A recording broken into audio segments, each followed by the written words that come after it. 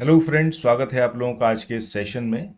आप लोग एक बार इस लिंक को शेयर कर दीजिए ताकि और साथी जो इंडियन हिस्ट्री को या फिर हम कहें तो स्पेशली मॉडर्न इंडियन हिस्ट्री को कवर अप करना चाहते हैं और शायद साथ के साथ ये भी देखना चाहते हैं कि वो कहाँ पर स्टैंड कर रहे हैं, सो उनको भी ये लिंक मिल जाए और वो यहाँ पर आकर सारे क्वेश्चंस को खुद से भी सॉल्व कर पाएँ। ठीक है, सो एक बार जल्दी से लिंक शेयर कर दीजिए, उसके बाद फिर आगे बढ़ते हैं। आई होप कि ऑडियो और वीडियो में कोई भी इशू आप लोगों को नहीं आ रहा है।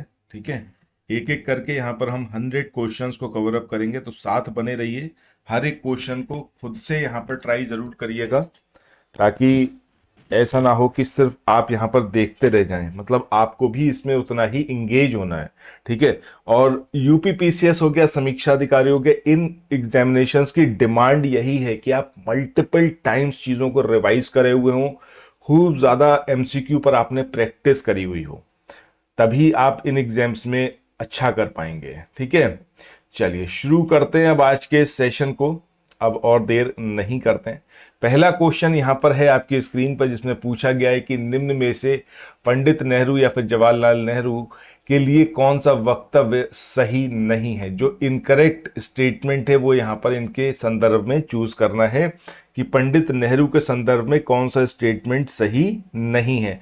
पहला है कि वे समाजवाद से प्रभावित थे। ये बात एकदम सही है। क्यों? क्योंकि आप अगर देखोगे तो उनके जो विचार हैं उनमें इस बात की झलक मिलती है। उनकी एक बुक थी जिसको हम लोग जानते हैं ग्लिम्पसेस ऑफ वर्ल्ड हिस्ट्री। ठीक है, तो ग्लिम्स ऑफ वर्ल्ड हिस्ट्री ये काफ़ी इंपॉर्टेंट बुक है और आपसे पूछा भी जा सकता है कई बार एग्जाम्स में कि ये बुक किसके द्वारा लिखी गई है। ठीक है, तो ग्लिम्स ऑफ वर्ल्ड हिस्ट्री ये जो बुक है that was written by Pandit Nehru, और इसमें भी इनके सोशलिस्ट जो आइडियाज थे उसके संदर्भ में जानकारी मिलती है। ठीक है, इसके बाद नेक्स्ट यहां पर देखें, वे ब्रिटिश उदारवाद से प्रभावित थे। ठीक है, अब ये जो ब्रिटिश उदारवाद से प्रभावित थे, this is also correct. Mahatma Gandhi से प्रभावित थे, ये वाली बात भी सही है, बट वे जर्मन राष्ट्रवाद से प्रभावित थे, ये स्टेटमेंट यहां पर इनकरेक्ट दिया हुआ है। आप लोग पैरेलली यहां पर आंसर करते रहिएगा, क्योंकि जितना ज्यादा आप लोग इंगेज होंगे उतना ही ज्यादा आप लोगों का जो एक कहते हैं ना कि नॉलेज जो डोमेन है वो बढ़ेगा। ठीक है, चलिए तो सही आंसर क्या आएगा हमारा? Option D.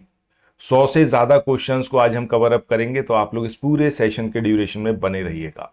अगला है, स्वतंत्रता पूर्व बिहार में निम्नलिखित में से एक वर्चस्वशाली जाति ये नहीं थी। ठीक है, स्वतंत्रता से पहले अब ये भूमिहार थे, राजपूत थे, कायस्थ थे या फिर कुर्मी। तो सही आंसर क्या आएगा यहां पर हमारा? कुर्मी। ऑप्शन डी जो है वो सही होगा। इसके बाद आगे बढ़ते हैं। नेक्स्ट क्वेश्चन यहां पर है, ये आपको दो स्टेटमेंट दे रखे हैं, आपको बताना है कि कौन सा सही है। पहला स्टेटमेंट है, जब शिमला समझौता हुआ तब लॉर्ड माउंटबेटन वायसराय थे। दूसरा स्टेटमेंट है, भारतीय नौसेना का विद्रोह 1946 तब हुआ जब मुंबई और कराची से रॉयल इंडियन नेवी के भारतीय नौसैनिक सरकार के विरुद्ध उठ खड़े हुए।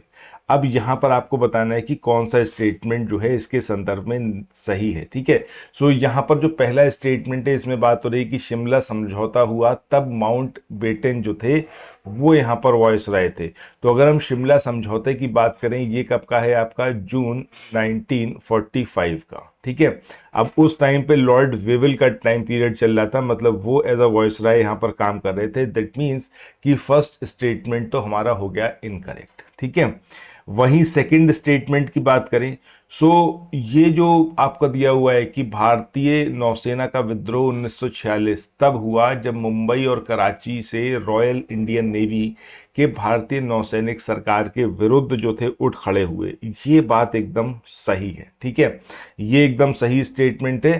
तो हमारा जो आंसर आएगा वो क्या आएगा आपका? ऑप्शन बी, यानी कि केवल दो, ये यहां पर सही है। चलो इसके बाद आगे बढ़ते हैं अगले क्वेश्चन की ओर। इस क्वेश्चन में यहां पर आपको तीन स्टेटमेंट दे रखे हैं और आपसे पूछा गया है कि कौन सा यहां पर सही स्टेटमेंट होगा। ठीक है, पहला स्टेटमेंट है, ईश्वर चंद्र विद्यासागर ने महिलाओं की शिक्षा को प्रोत्साहित करने के प्रमुख उद्देश्य से कलकत्ता में बेथुन स्कूल स्थापित किया। ठीक है, सो ये जो कलकत्ता में बेथुन स्कूल स्थापित किया गया, ये ईश्वर चंद्र विद्यासागर के द्वारा किया गया। पर्पस था कि महिलाओं को शिक्षा के लिए प्रोत्साहित किया जाए। ये एकदम सही स्टेटमेंट है। ठीक है, तकरीबन 35 स्कूल्स उन्होंने खोले थे बंगाल में। इसके बाद दूसरा स्टेटमेंट यहाँ पर है कि बंकिम चंद्र चट्टोपाध्याय कलकत्ता विश्वविद्यालय के प्रथम स्नातक थे। तो ये वाली बात भी सही है। ठीक है, ये पहले स्नातक थे कलकत्ता विश्वविद्यालय के, और ये एक उपन्यासकार थे। आपको ऑलरेडी पता भी होगा कि ये बांग्ला भाषा में अपने उपन्यास लिखते थे। ठीक है, ये भी यहाँ पर सही है। अब यहाँ पर एक चीज और देख लेते हैं। 1858 में जो थे ये ग्रेजुएटेड हुए थे, कहाँ से? कलकत्ता से। ठीक है, इसके बाद जो थर्ड स्टेटमेंट है कि राजा राम मोहन राय, सॉरी, केशव चंद्र सेन, इन्होंने सती प्रथा के विरुद्ध जो है अभियान के फलस्वरूप तत्कालीन गवर्नर जनरल ने सती प्रथा पर प्रतिबंध के लिए कानून बनाया। तो वो इनके प्रयास नहीं थे, ये थे आपके राजा राम मोहन राय के। और उस समय लॉर्ड विलियम बेंटिक का टाइम था। ठीक है, और बंगाल सती अधिनियम 1929, इसके द्वारा इसको प्रतिबंधित किया गया, सती प्रथा को। तो दिस स्टेटमेंट इज इनकरेक्ट। तो आंसर क्या है हमारा? ऑप्शन बी, यानी कि 1 और 2 जो है वो यहां पर सही है। इसके बाद नेक्स्ट क्वेश्चन की बात करते हैं। यहां पर आपसे पूछा गया है कि निम्नलिखित में से कौन सी घटना सबसे पहले हुई है। अब यहां पर कालक्रम के अनुसार जो है इन घटनाओं को आपको अरेंज करना है और बताना है कि कौन सी घटना सबसे पहले हुई। तो यहां पर मतलब अरेंज भी क्या करना है आपको, इन शॉर्ट इसके अंदर से चूज करना है कि कौन सी घटना सबसे पहले हुई। पहला यहां पर दिया हुआ है जो इवेंट, वो है स्वामी दयानंद, इन्होंने आर्य समाज की स्थापना की। दूसरा स्टेटमेंट है दीनबंधु मित्र ने नील दर्पण का लेखन किया। तीसरा स्टेटमेंट है बंकिम चंद्र चट्टोपाध्याय ने आनंद मठ का लेखन किया। और चौथा स्टेटमेंट है Satyendra Nath Tagore Indian civil services परीक्षा में सफलता पाने वाले पहले भारतीय बने। अब आपको यहां पर बताना है कि कौन सा इवेंट है जो कि सबसे पहले हुआ। सो एक एक करके यहां पर हम देखते हैं हर एक को। ठीक है, एक एक इवेंट को यहां पर हम लोग देखते हैं, तो उसके बाद ये सारी चीज क्लियर हो जाएगी। तब तक आप लोग यहां पर जरूर ट्राई करिए और आंसर करिए लाइव चैट में कि क्या इसका सही आंसर होगा। ठीक है, अब यहां पर स्वामी दयानंद सरस्वती ने जो आर्य समाज की स्थापना करी, ये कौन से ईयर में करी थी? 1875 में, 1875 में की थी। ठीक है, बंबई में। और इसका तो मेन उद्देश्य आपको पता ही है कि वैदिक धर्म की जो शुद्ध रूप है उसको पुनः स्थापित करना, इसका मतलब इस उद्देश्य के साथ में जो है इन्होंने इसको स्थापित किया था। इसके बाद नेक्स्ट यहाँ पर हम देखें तो ये दिया हुआ है आपका Satyendra Nath Tagore Indian civil services परीक्षा में सफलता पाने वाले पहले भारतीय बने थे। तो ये इवेंट कब का है आपका? जो सत्येंद्र नाथ टैगोर थे 1864, ठीक है, 1864 में इंडियन सिविल सर्विसेज परीक्षा में ये सफलता पाने वाले पहले व्यक्ति बने थे। तो 1864। ठीक है, इसके बाद सबसे पहले वाली घटना हमें चूज करनी है। इसके बाद दीनबंधु मित्र ने नील दर्पण, ठीक है, नील दर्पण की बात करें तो ये इवेंट कब का है? ये है आपका 1860 का, 1860 में। ठीक है, 1860। वहीं बंकिम चंद्र चट्टोपाध्याय की बात करें तो इनके द्वारा जो लिखा गया तकरीबन मतलब आनंद मठ का जो टाइम पीरियड है 80 के आसपास है, 1880 के। तो सही आंसर क्या आएगा आपका? Option B. ठीक है, ऑप्शन बी जो होगा वो यहां पर हमारा सही आंसर होगा। इसके बाद आगे बढ़ते हैं अगले क्वेश्चन की ओर। Question number 106, British House of Commons का चुनाव जिस प्रथम भारतीय ने लड़ा था उनका नाम क्या था? सो आई डोंट थिंक कि आप इनको नहीं जानते हैं। दादा भाई नौरोजी इनका नाम था। ठीक है, दादा भाई नौरोजी इनका नाम था। ये चीज यहां पर आपको मतलब जो है याद रखनी है।